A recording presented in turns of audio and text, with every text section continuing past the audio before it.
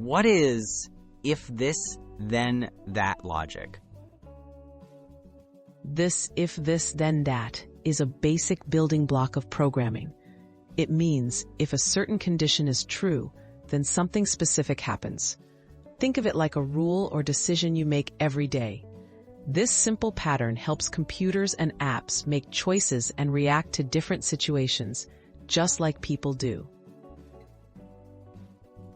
A real-life example, crossing the street. Imagine you're at a crosswalk. If the traffic light turns green, then you start walking. Otherwise, you wait. That's if this, then that logic in daily life. The decision depends on a condition, the light color. Programming uses the same idea to help computers make choices automatically. How it looks in code? In programming, this logic often appears as an if statement. For example, if it is raining, then bring an umbrella. In code, it can look like, if raining, bring umbrella. The computer checks the condition, and if it's true, it carries out the action inside the curly brackets. Why, if this, then that matters?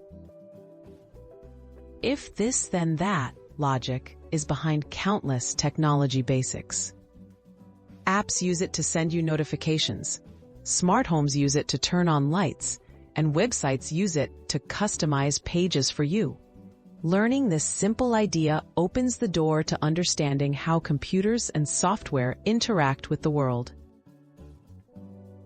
Where to spot this logic next? Now that you understand the basics, you'll notice if this, then that logic everywhere.